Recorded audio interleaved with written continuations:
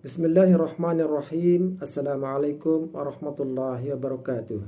Sahabat beriman yang dimuliakan Allah, Alhamdulillah kita bertemu lagi di channel ini. Sebelumnya aku doakan semoga sahabatku semua senantiasa berada di bawah perlindungan dari Allah Subhanahu wa Ta'ala. Amin ya Rabbal Alamin.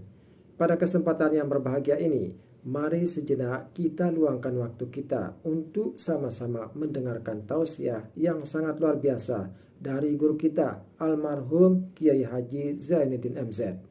Seperti apa isi tausiah dari beliau? Mari kita simak bersama. Setiap penganut agama mempunyai kitab-kitab yang suci atau dianggap sebagai suci. Semua agama. Orang Nasrani punya kitab Injil, orang Yahudi punya kitab Taurat, orang Hindu punya kitab Weda, orang Buddha punya kitab Tripitaka, pengikut Konghucu punya kitab Tao Te Ching, orang Majusi pengikut Zoroaster punya kitab Zen Avesta, orang kebatinan punya kitab Serat Centani, Hidayat Jati atau Darmo Gandul.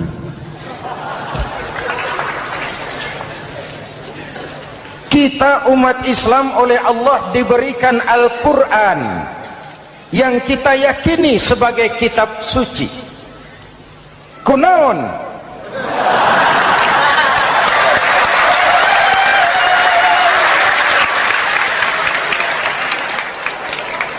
Apa kunaon itu? Kenapa sih kita yakin Quran itu kitab suci? Pertama, ajarannya sesuai dengan fitrah manusia. Suatu kitab dinamakan suci kalau konsep ajarannya sesuai dengan fitrah. Contoh, ini laki-laki ini seneng nggak sama perempuan? Normal. Kalau nggak seneng saya ragu-ragu. Perempuan seneng nggak sama laki-laki?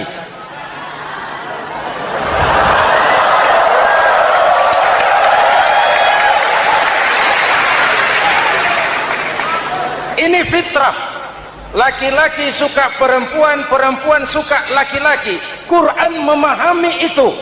Hai laki-laki, kau senang dengan perempuan. Hai perempuan, kau suka dengan laki-laki. Oke, lewat sini, lewat pintu yang disebut nikah.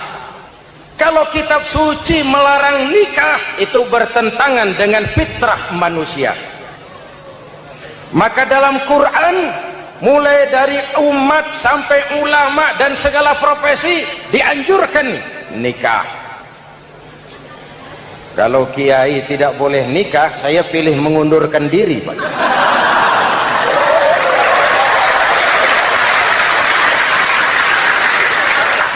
Itu bertentangan dengan fitrah. Lagian mubazir dikasih perabotan nggak dipakai.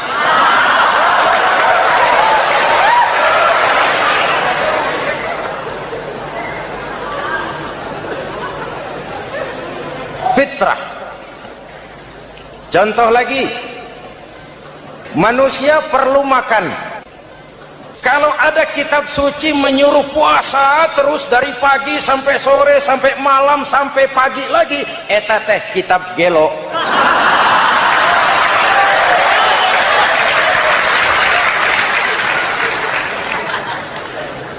Quran sesuai dengan fitrah. Puasa mulai dari imsak sampai datang waktu maghrib. Puasa ngebleng dari pagi sampai sore sampai malam merusak kesehatan. Malam berpuasa boleh bergaul dengan istri. Kenapa? Fitrah. Kalau siang tidak boleh, malam tidak boleh, sebulan penuh panas kepala.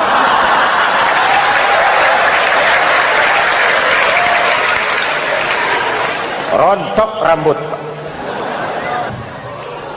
Hadirin yang saya hormati, itu yang pertama. Yang kedua, kita yakini Quran sebagai kitab suci karena isinya tidak saling bertentangan, konsekuen, konsisten. Kalau ada satu kitab, di satu ayat mengajarkan Tuhan Esa, di lain ayat mengajarkan tiga, liar itu mah. Bagaimana kitab suci isinya paradoks? Bagaimana kitab suci isinya saling bertentangan? Di ayat manapun sekali Quran berkata Allah itu Esa, selamanya Esa. Isinya tidak saling bertentangan. Lalu yang ketiga, kita yakini Quran kitab suci karena dia bersih dari intervensi manusiawi. Sejak turunnya Al-Quran menantang, jikalau kamu ragu terhadap Quran yang kami turunkan kepada hamba kami Muhammad, kamu anggap itu cuma bikinan Muhammad. Kalau Muhammad bisa, kamu tentu bisa. Baik, bikin satu surah semacam Al-Quran.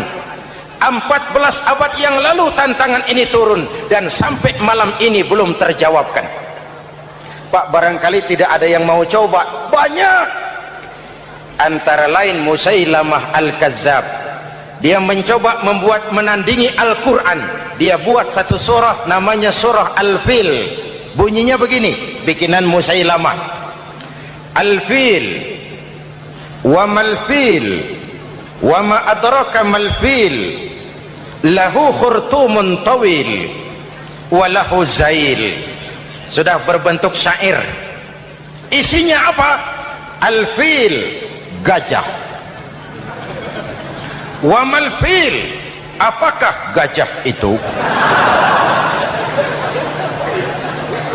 Wa ma adraka mal-fil, tahukah kamu apa itu gajah? Lahu khurtumun tawil, dia punya belalai panjang. Walahu zail, dan dia punya ekor. Gak usah turun ayat begituan, orang tahu.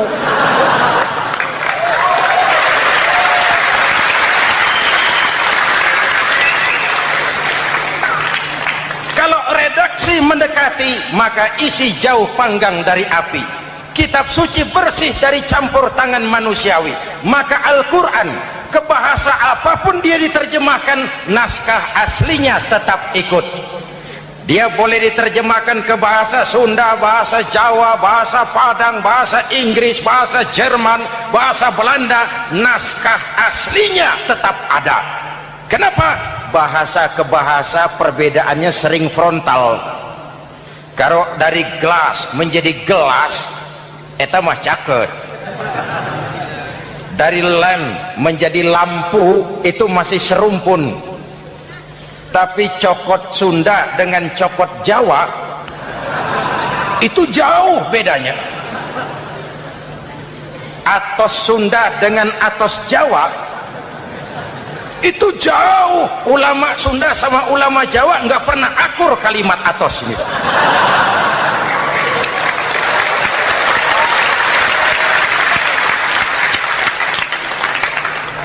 Inilah kebenaran janji Allah, inna nahnu nazzalna dzikra wa inna lahu lahafizun. Kami yang turunkan Al-Quran, kami yang akan menjaganya. Ribuan orang hafal Al-Quran.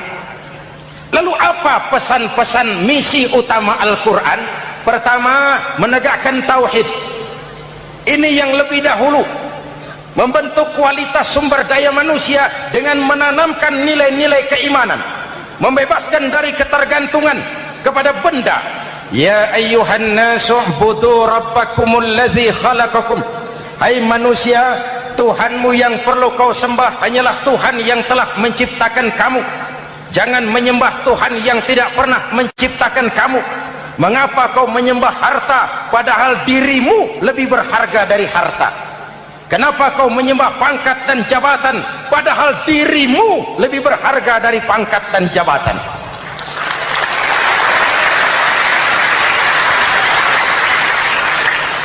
Diajak rasio berpikir, Tuhanmu yang perlu kau sembah hanyalah Tuhan yang menciptakan kamu.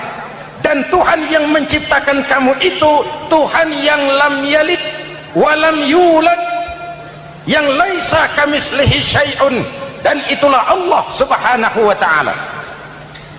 Ayo orang teh, ayeuna teh boleh pakai teh, ayeuna teh kita teh kalau kepada syirik jali, syirik yang terang-terangan, insya Allah tidak. Nyata-nyata menyembah berhala, tidak. Nyata-nyata menyembah pohon, tidak. Nyata-nyata berkeyakinan Tuhan lebih dari satu, tidak. Tapi kita sering terjebak pada syirik kecil, syirik khafi, syirik yang tersamar. Saya sejak pakai cincin ini, jangankan anak gadis, nenek-nenek ngelihat saya cincin. Jangankan anak gadis, nenek-nenek lihat saya lemes cincin. Ini saya sejak ada perkutut rumah ini dagang lancar perkutut. Ini Ramadan, bulan penempaan nilai-nilai keimanan. Misi utama Quran menegakkan tauhid, memerangi kemusyrikan, membebaskan manusia dari ketergantungan kepada benda. Dari situ kualitas sumber daya manusia dimulai. Saya sering ungkapkan selama ini sistem pendidikan kita cuma mengisi otak, bukan membentuk watak. Otak diisi segala macam ilmu, tapi hati kosong, agama rapuh, akhirnya moral rendah. Muncul manusia-manusia yang pintar, cuma sayang tidak benar. Indonesia kita bangkrut, Indonesia kita terpuruk, Indonesia kita sakit sekarang ini, kan ulahnya orang-orang yang pintar tapi tidak benar.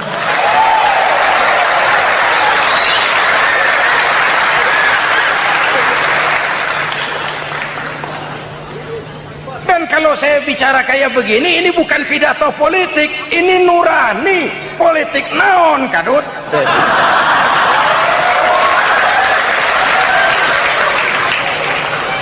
Ini nurani, ini tanggung jawab sebagai anak bangsa.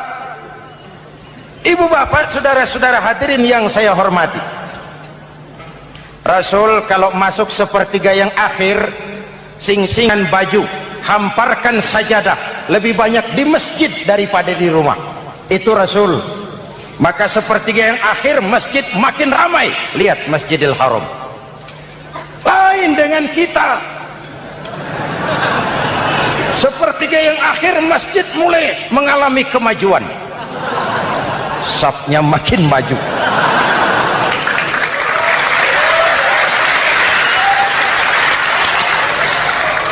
Pasar ramai, terminal beludak. Padahal sepertiga yang akhir itu puncak, padahal di situ nilai tambah. Dan anggap ini Ramadan terakhir yang diberikan Allah kepada kita. Kenapa? Memang tidak ada jaminan tahun depan ketemu Ramadan lagi.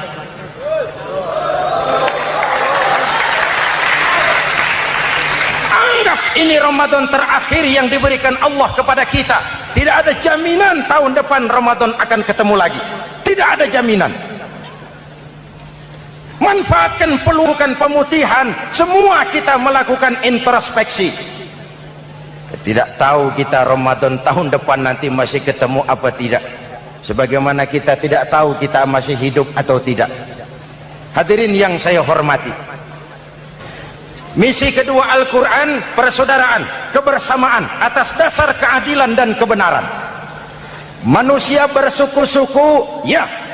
Manusia berbangsa-bangsa, memang itu diakui oleh Al-Quran. Min dzakari wa untha wa ja'alnakum syu'uban wa qabaila. Kami ciptakan kamu dari laki-laki dan perempuan. Kami jadikan kamu bersuku-suku dan berbangsa-bangsa. Apa tujuannya? Agar kamu saling mengenal satu dengan yang lain.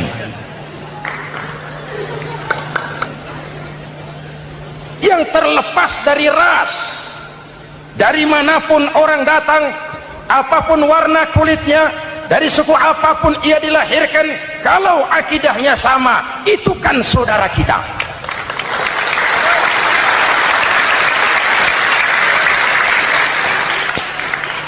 Seperti di masjid, kita tidak peduli dari mana kita datang. Yang datang dari kidul, madep ngulon mang. Yang datang dari sebelah lor, madep ngulon mang. Yang datang dari sebelah wetan, madep kulon mang. Yang datang dari kulon, madep ngulon. Bukan soal dari mana kau datang, tapi satu arah menghadapmu. Kau mau Betawi, mau Sunda, mau Jawa, mau Padang, mau Aceh, mau Batak, mau Ambon, kita satu nusa, satu bangsa, satu bahasa.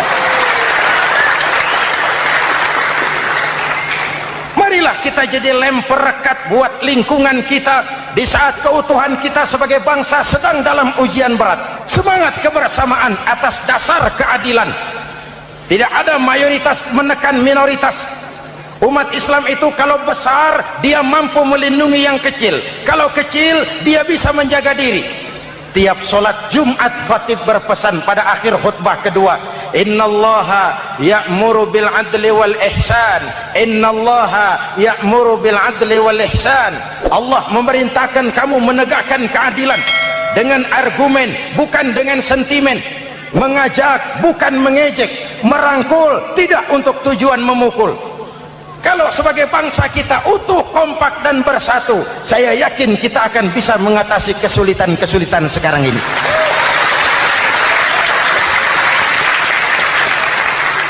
Kan kita prihatin kadang-kadang tawuran antar desa, antar RT, antar RW, antar kecamatan, sampai antar elit di atas.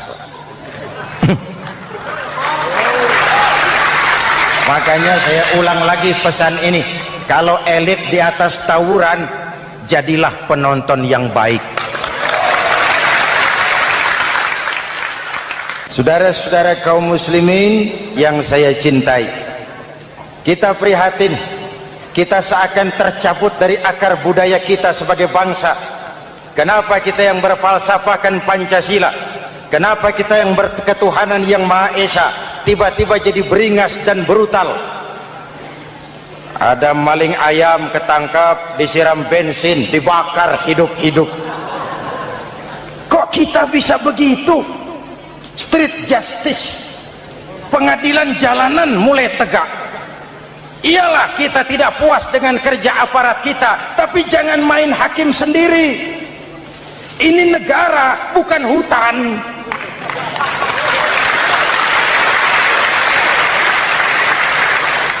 Jangan mencegah kemunkaran dengan menegakkan kemunkaran baru. Oleh hal-hal yang sepele yang mestinya kita bisa mencari jalan keluar dengan baik. Ayo luruskan saf, rapatkan barisan, satukan langkah, tautkan hati. Kita satu umat yang satu, diikat oleh Al-Quran. Hanya dengan kebersamaan kita akan mampu menata hari esok yang lebih baik atas dasar keadilan dan kebenaran. Dulu teh Muhammad Toha teriak takbir ngadepi Belanda. Bung Tomo teriak takbir ngadepi Belanda. Ayeuna takbir ngadepi batur sadulur salembur. Nanaonan.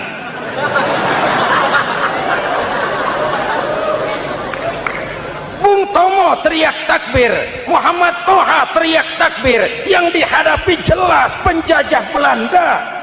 Kita ngadepi saudara sendiri, Allahu Akbar, yang sana teriak Allahu Akbar, setan tepuk tangan di tengah.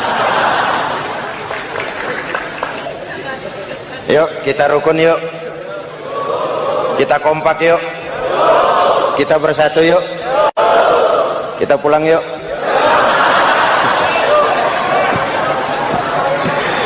Ini misi kedua. Misi yang ketiga, Al-Quran membebaskan manusia dari gaya hidup sekuler. Quran mengingatkan, awas bung, ada hidup sesudah mati, ada akhirat sesudah dunia. Lebih untung orang yang percaya akhirat daripada yang tidak. Paling tidak hidupnya normatif. Contoh, saudara yakin akhirat ada, lalu saudara hidup baik-baik, menjauhi yang munkar, meninggalkan yang haram, saudara sujud, puasa, jihad, lalu saudara mati, setelah mati ternyata akhirat tidak ada ruginya. Paling kurang kita sudah dicatat sebagai orang baik. Sebaliknya, saudara tidak percaya sama akhirat, lalu hidup seenaknya, judi, mabuk, zina, nipu orang, korupsi, tenggelam dalam kemunkaran, lalu mati. Setelah mati ternyata akhirat ada. Baik, kemana anjen? Lebih untung orang yang percaya akhirat ketimbang yang tidak. Hidupnya ada rem. Iya Pak, saya kepengen banyak uang, tapi kalau main judi nanti di akhirat bagaimana? Iya, saya kepengen jadi orang kaya, tapi kalau korupsi, nipu orang, buka peternakan tuyul, nanti di akhirat bagaimana? Gaya hidup yang berkeseimbangan. Ada hidup sesudah mati dan ada akhirat sesudah dunia. Yang keempat, Quran membebaskan manusia dari belenggu kebodohan. Quran ayat yang pertama turun sudah berkata, Iqra, baca, kamu jangan jadi bodoh. Kebodohan menimbulkan kemiskinan, kemiskinan mendekatkan kepada kekufuran. Yang kelima, ini kado buat ibu-ibu, Quran mengangkat harkat, derajat dan martabat kaum wanita. Sebelum Quran turun, sebelum Islam datang, nasib wanita sangat menyedihkan. Dilahirkan hanya untuk melahirkan. Kalaupun berperan, peranannya tidak lebih segitiga. Dapur, sumur, kasur. Kasur, sumur, dapur. Dapur, sumur, kasur. Wanita dilecehkan, sekadar alat pemuas nafsu. Datang Islam, Rasul terenyuh, An-nisa imadul bilad. Wanita adalah tiangnya negara. Jikalau baik wanita, baik negara. Jikalau rusak wanita, hancur negara. Karena wanita, negara jaya.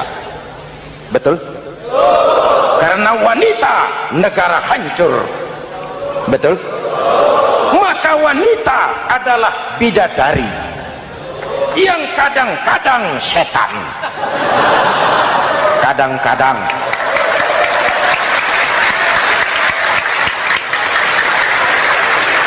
Karena yang hadir di sini bidadari semua.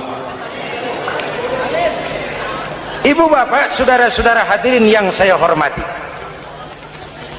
Lalu bagaimana sikap kita terhadap Al-Quran? Quran sendiri menjelaskan, "Tsumma awrasnal kitaba alladzina istafaina min ibadina." Kemudian kami wariskan kitab Al-Quran yang kami pilih buat hamba-hamba kami yang terpilih. Luar biasa. Umatnya umat pilihan, Rasulnya Rasul pilihan, kitabnya pun kitab pilihan. Kami wariskan Al-Quran kepada hamba-hamba kami yang kami pilih. Bagaimana sikap mereka setelah menerima Al-Quran? Terbagi tiga.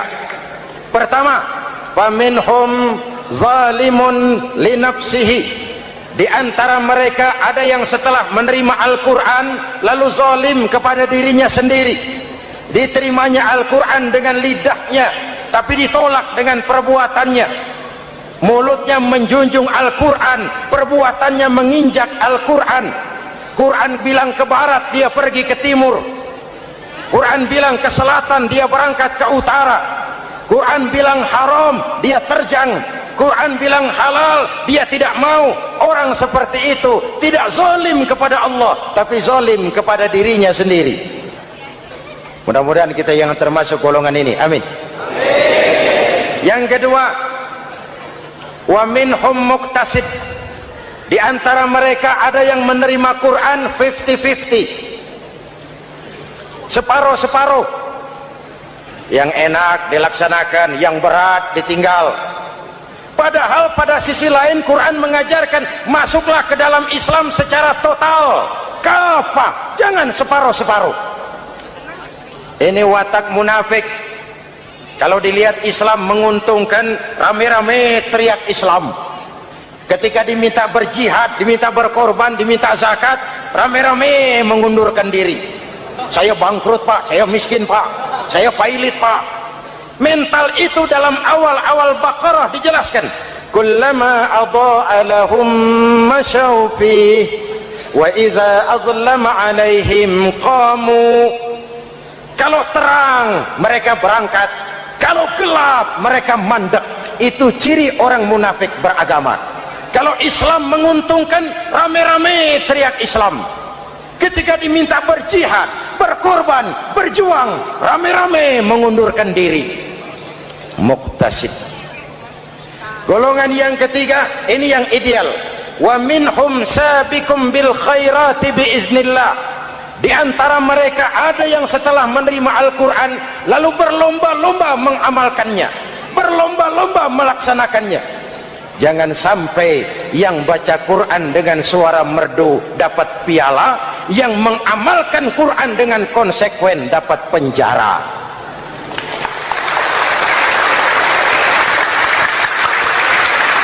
Itu ironi, itu menyedihkan, itu memilukan, dan itu memalukan. Pilihan terserah kita. Satu hadis Rasulullah mengajarkan begini: man ja'alal qur'ana amamahu qadahu ilal jannah, wa man ja'alal qur'ana khalfahu saqahu ilan nar. Siapa yang meletakkan Quran di depannya, dijadikannya Quran sebagai imam, Quran akan membimbing dia ke surga, surga dunia, lebih-lebih surga akhirat.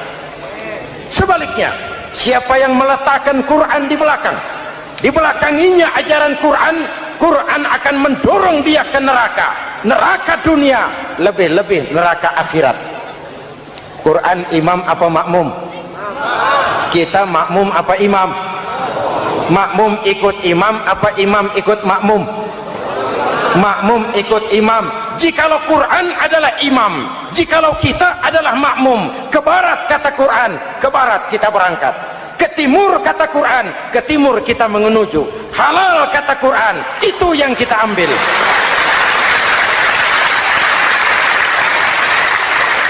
Mari kita jadikan Ramadan sebagai bulan di mana sedikit demi sedikit kita berupaya kembali menjadi generasi yang Qurani.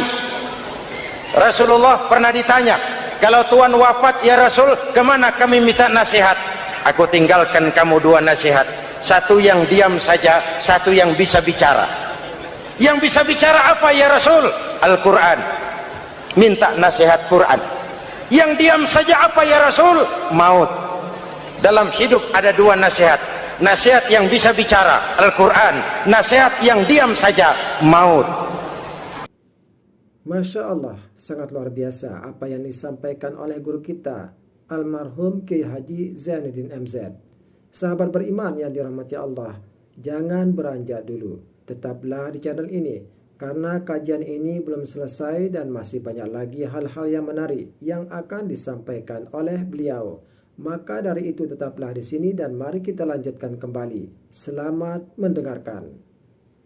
Setiap penganut agama mempunyai kitab-kitab yang suci atau dianggap sebagai suci.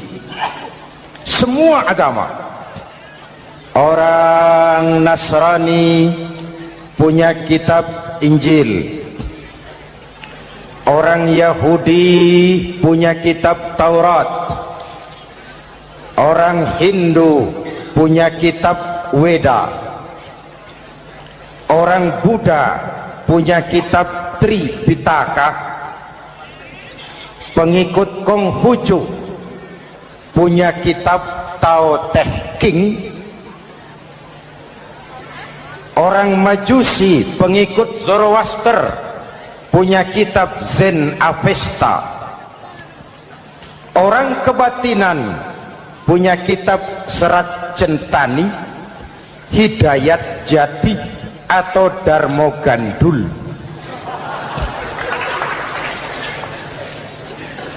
Kita umat Islam oleh Allah diberikan Al-Quran yang kita yakini sebagai kitab suci. Kunaon?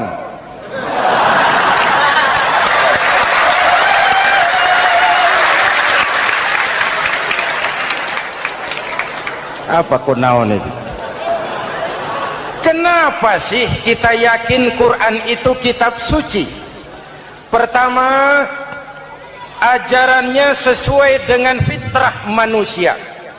Suatu kitab dinamakan suci kalau konsep ajarannya sesuai dengan fitrah. Contoh, ini laki-laki ini seneng nggak sama perempuan? Normal. Kalau nggak seneng saya ragu-ragu. Perempuan seneng nggak sama laki-laki?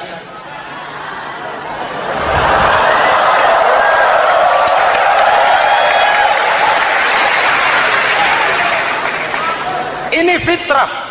Laki-laki suka perempuan, perempuan suka laki-laki. Quran memahami itu. Hai laki-laki, kau senang dengan perempuan. Hai perempuan, kau suka dengan laki-laki. Oke, lewat sini, lewat pintu yang disebut nikah. Kalau kitab suci melarang nikah, itu bertentangan dengan fitrah manusia.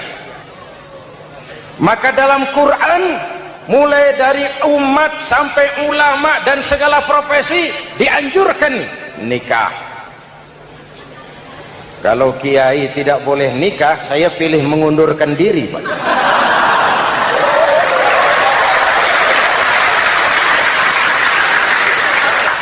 Itu bertentangan dengan fitrah.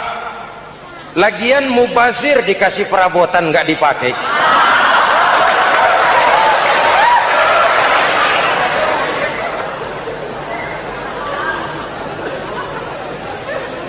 Fitrah. Contoh lagi, manusia perlu makan. Kalau ada kitab suci menyuruh puasa terus dari pagi sampai sore sampai malam sampai pagi lagi, eta teh kitab gelo.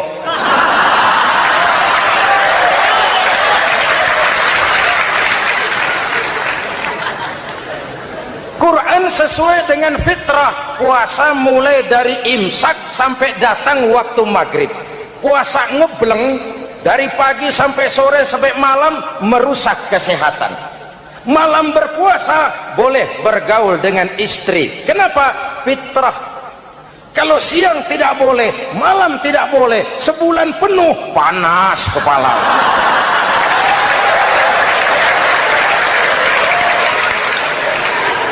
Rontok rambut.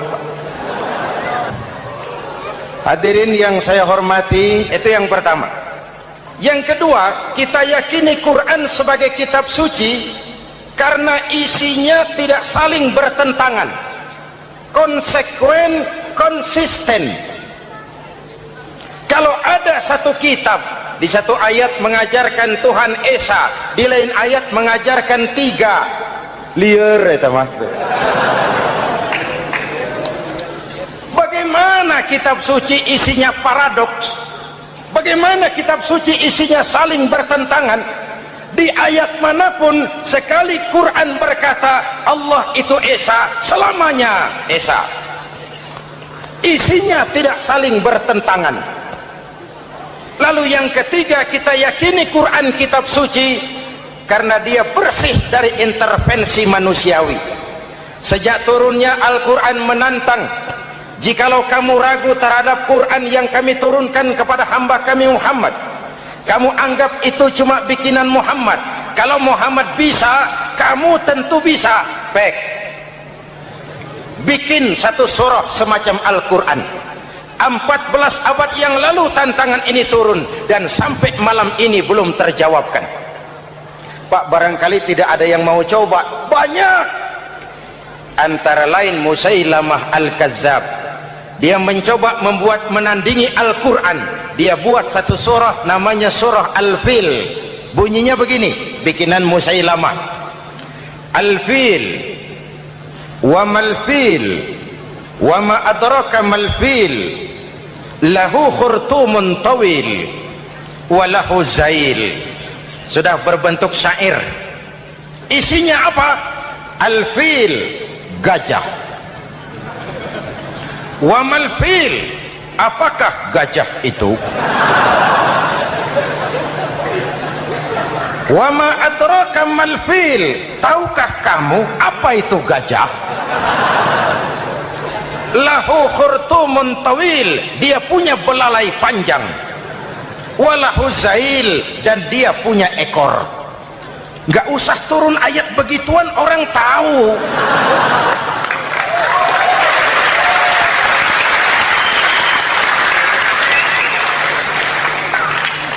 Kalau redaksi mendekati, maka isi jauh panggang dari api.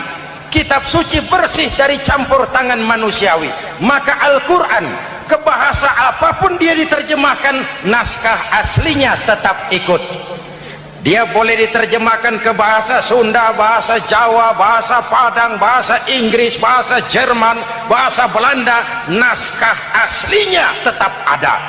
Kenapa? Bahasa ke bahasa perbedaannya sering frontal. Kalau dari gelas menjadi gelas, eta mah caket. Dari lamp menjadi lampu, itu masih serumpun. Tapi cokot Sunda dengan cokot Jawa itu jauh bedanya. Atos Sunda dengan atos Jawa itu jauh. Ulama Sunda sama ulama Jawa nggak pernah akur kalimat atos ini.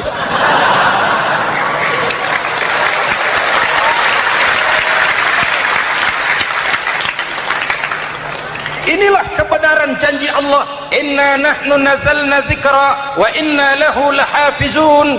Kami yang turunkan Al-Quran, kami yang akan menjaganya. Ribuan orang hafal Al-Quran.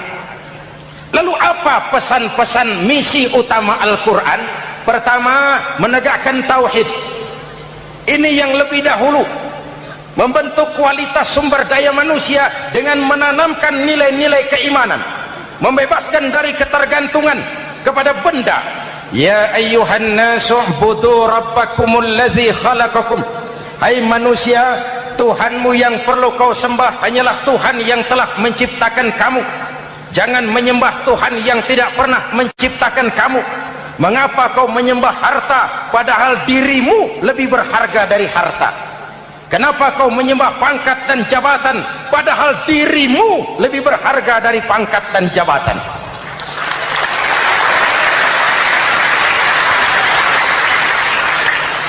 Diajak rasio berpikir, Tuhanmu yang perlu kau sembah hanyalah Tuhan yang menciptakan kamu.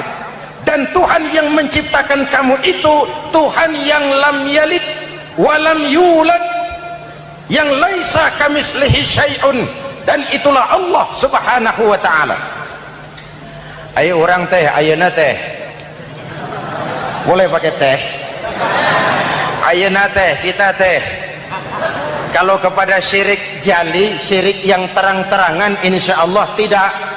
Nyata-nyata menyembah berhala, tidak.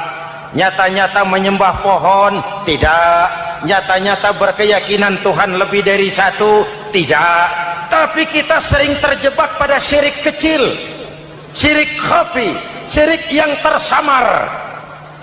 Saya sejak pakai cincin ini, jangankan anak gadis, nenek-nenek ngelihat saya cincin.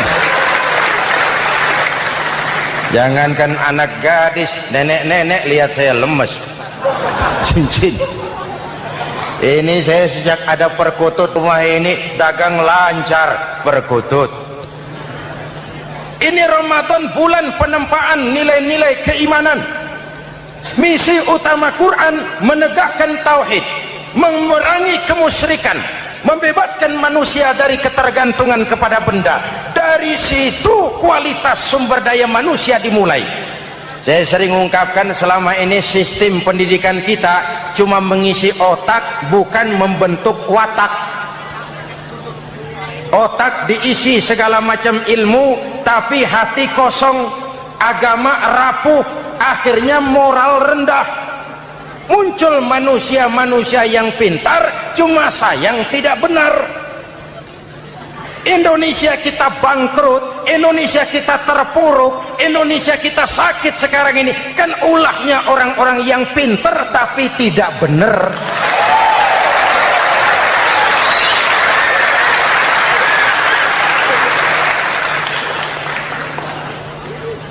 Dan kalau kalau saya bicara kayak begini, ini bukan pidato politik, ini nurani. Politik naon kadut.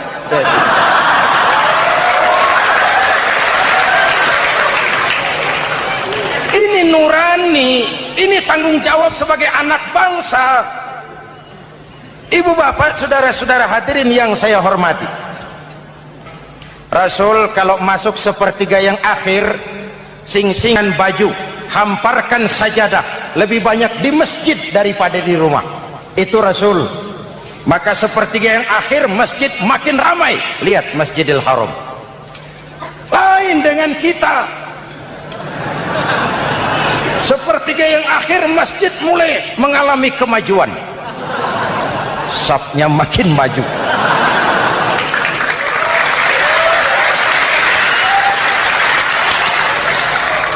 Pasar ramai, terminal beludak. Padahal sepertiga yang akhir itu puncak. Padahal di situ nilai tambah. Dan anggap ini Ramadan terakhir yang diberikan Allah kepada kita. Kenapa? Memang tidak ada jaminan tahun depan ketemu Ramadan lagi.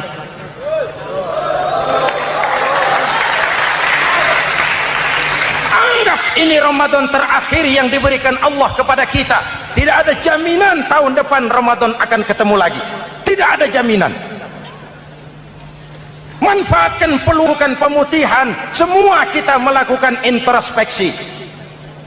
Tidak tahu kita Ramadan tahun depan nanti masih ketemu apa tidak. Sebagaimana kita tidak tahu kita masih hidup atau tidak. Hadirin yang saya hormati, misi kedua Al-Quran, persaudaraan, kebersamaan atas dasar keadilan dan kebenaran. Manusia bersuku-suku, ya. Manusia berbangsa-bangsa, memang itu diakui oleh Al-Quran. Min dzakari wa untha waja'alnakum syu'uban wa qabaila. Kami ciptakan kamu dari laki-laki dan perempuan. Kami jadikan kamu bersuku-suku dan berbangsa-bangsa. Apa tujuannya? Agar kamu saling mengenal satu dengan yang lain.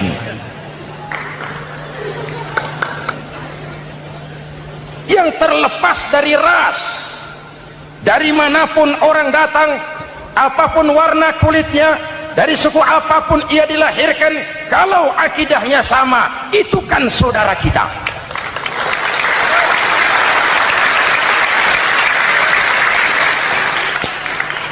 Seperti di masjid, kita tidak peduli dari mana kita datang. Yang datang dari kidul, madhab ngulon mang. Yang datang dari sebelah lor, madhab ngulon mang. Yang datang dari sebelah wetan, madhab kulon mang. Yang datang dari kulon, madhab ngulon. Bukan soal dari mana kau datang, tapi satu arah menghadapmu. Kau mau Betawi, mau Sunda, mau Jawa, mau Padang, mau Aceh, mau Batak, mau Ambon, kita satu nusa, satu bangsa, satu bahasa. Marilah kita jadi lem perekat buat lingkungan kita di saat keutuhan kita sebagai bangsa sedang dalam ujian berat. Semangat kebersamaan atas dasar keadilan.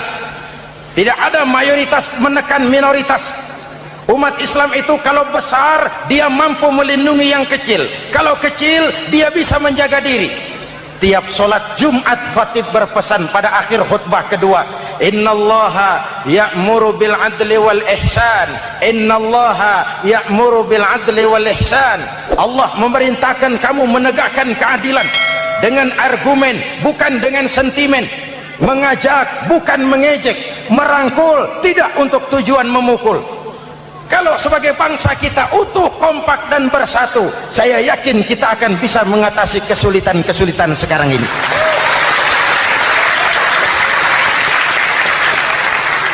Kan kita prihatin kadang-kadang tawuran antar desa, antar RT, antar RW, antar kecamatan, sampai antar elit di atas. Makanya saya ulang lagi pesan ini, kalau elit di atas tawuran, jadilah penonton yang baik. Saudara-saudara kaum muslimin yang saya cintai, Kita prihatin, kita seakan tercabut dari akar budaya kita sebagai bangsa. Kenapa kita yang berfalsafahkan Pancasila, kenapa kita yang berketuhanan yang Maha Esa tiba-tiba jadi beringas dan brutal? Ada maling ayam ketangkap, disiram bensin, dibakar hidup-hidup. Kok kita bisa begitu? Street justice, pengadilan jalanan mulai tegak. Iyalah, kita tidak puas dengan kerja aparat kita, tapi jangan main hakim sendiri. Ini negara, bukan hutan.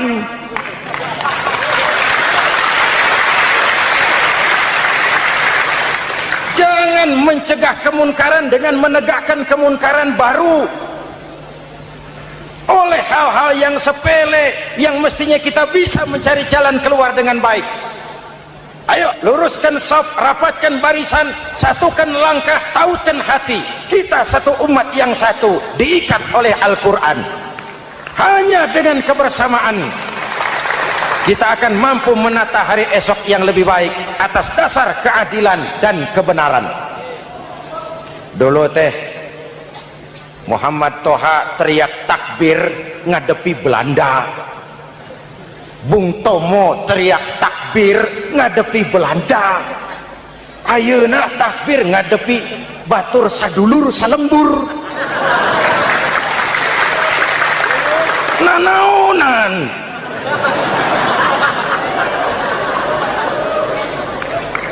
Bung Tomo teriak takbir, Muhammad Toha teriak takbir, yang dihadapi jelas penjajah Belanda.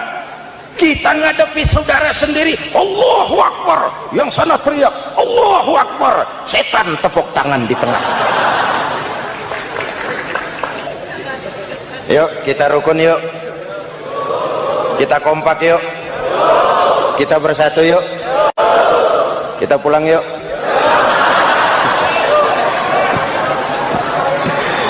Ini misi kedua. Misi yang ketiga, Al-Quran membebaskan manusia dari gaya hidup sekuler. Quran mengingatkan, awas bung, ada hidup sesudah mati, ada akhirat sesudah dunia. Lebih untung orang yang percaya akhirat daripada yang tidak. Paling tidak hidupnya normatif. Contoh, saudara yakin akhirat ada, lalu saudara hidup baik-baik, menjauhi yang munkar, meninggalkan yang haram, saudara sujud, puasa, jihad, lalu saudara mati. Setelah mati ternyata akhirat tidak ada ruginya. Paling kurang kita sudah dicatat sebagai orang baik. Sebaliknya, saudara tidak percaya sama akhirat, lalu hidup seenaknya, judi, mabuk, zina, nipu orang, korupsi, tenggelam dalam kemunkaran, lalu mati. Setelah mati ternyata akhirat ada. Baik, kemana anjen? Lebih untung orang yang percaya akhirat ketimbang yang tidak. Hidupnya ada rem. Iya pak, saya kepengen banyak uang, tapi kalau main judi nanti di akhirat bagaimana? Iya, saya kepengen jadi orang kaya, tapi kalau korupsi, nipu orang, buka peternakan tuyul, nanti di akhirat bagaimana? Gaya hidup yang berkeseimbangan, ada hidup sesudah mati dan ada akhirat sesudah dunia. Yang keempat, Quran membebaskan manusia dari belenggu kebodohan. Quran ayat yang pertama turun sudah berkata, Iqra, baca, kamu jangan jadi bodoh. Kebodohan menimbulkan kemiskinan, kemiskinan mendekatkan kepada kekufuran. Yang kelima, ini kado buat ibu-ibu, Quran mengangkat harkat, derajat dan martabat kaum wanita. Sebelum Quran turun, sebelum Islam datang, nasib wanita sangat menyedihkan. Dilahirkan hanya untuk melahirkan. Kalaupun berperan, peranannya tidak lebih segitiga. Dapur, sumur, kasur. Kasur, sumur, dapur. Dapur, sumur, kasur. Wanita dilecehkan, sekadar alat pemuas nafsu. Datang Islam, Rasul terenyuh, An-nisa imadul bilad. Wanita adalah tiangnya negara. Jikalau baik wanita, baik negara. Jikalau rusak wanita, hancur negara. Karena wanita negara jaya. Betul? Karena wanita negara hancur. Betul? Maka wanita adalah bidadari yang kadang-kadang setan. Kadang-kadang.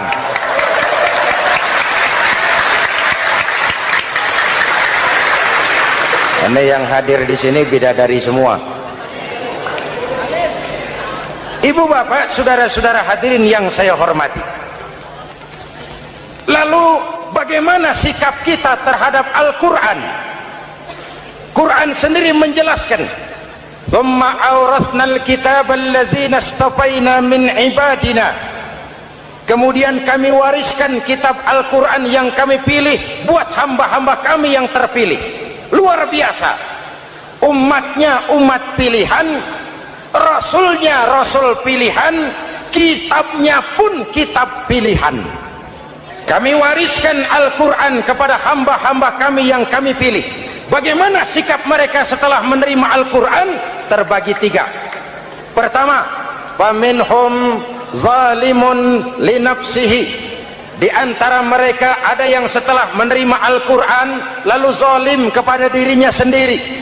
Diterimanya Al-Quran dengan lidahnya, tapi ditolak dengan perbuatannya. Mulutnya menjunjung Al-Quran, perbuatannya menginjak Al-Quran. Quran bilang ke barat, dia pergi ke timur. Quran bilang ke selatan, dia berangkat ke utara. Quran bilang haram, dia terjang. Quran bilang halal, dia tidak mau. Orang seperti itu tidak zalim kepada Allah, tapi zalim kepada dirinya sendiri. Mudah-mudahan kita yang termasuk golongan ini. Amin. Yang kedua, wa minhum muqtasid. Di antara mereka ada yang menerima Quran 50-50, separuh-separuh. Yang enak dilaksanakan, yang berat ditinggal. Padahal pada sisi lain Quran mengajarkan masuklah ke dalam Islam secara total, kafah, jangan separuh-separuh. Ini watak munafik. Kalau dilihat Islam menguntungkan, rame-rame teriak Islam. Ketika diminta berjihad, diminta berkorban, diminta zakat, rame-rame mengundurkan diri. Saya bangkrut pak, saya miskin pak, saya pailit pak. Mental itu dalam awal-awal Baqarah dijelaskan, kullama adha'a lahum masyaw fi wa idza adlama alaihim qamu. Kalau terang mereka berangkat, kalau gelap mereka mandek. Itu ciri orang munafik beragama. Kalau Islam menguntungkan, rame-rame teriak Islam. Ketika diminta berjihad, berkorban, berjuang, rame-rame mengundurkan diri. Muqtasid. Golongan yang ketiga, ini yang ideal. Wa minhum sabiqum bil khairati biiznillah. Di antara mereka ada yang setelah menerima Al-Quran lalu berlomba-lomba mengamalkannya, berlomba-lomba melaksanakannya. Jangan sampai yang baca Quran dengan suara merdu dapat piala, yang mengamalkan Quran dengan konsekuen dapat penjara.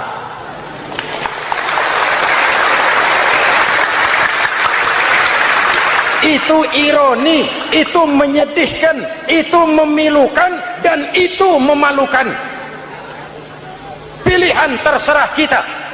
Satu hadis Rasulullah mengajarkan begini, man ja'alal qur'ana amamahu qadahu ilal jannah wa man ja'alal qur'ana khalfahu saqahu ilan nar. Siapa yang meletakkan Quran di depannya, dijadikannya Quran sebagai imam, Quran akan membimbing dia ke surga, surga dunia, lebih-lebih surga akhirat.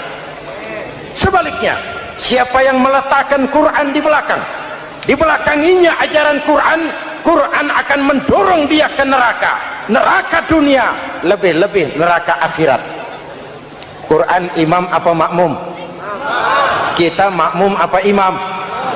Makmum ikut imam apa imam ikut makmum? Makmum ikut imam. Jikalau Quran adalah imam, jikalau kita adalah makmum, ke barat kata Quran, ke barat kita berangkat. ke timur kata Quran, ke timur kita menuju. Halal kata Quran, itu yang kita ambil.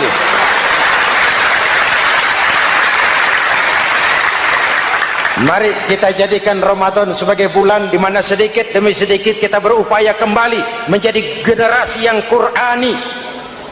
Rasulullah pernah ditanya, kalau Tuhan wafat ya Rasul, kemana kami minta nasihat?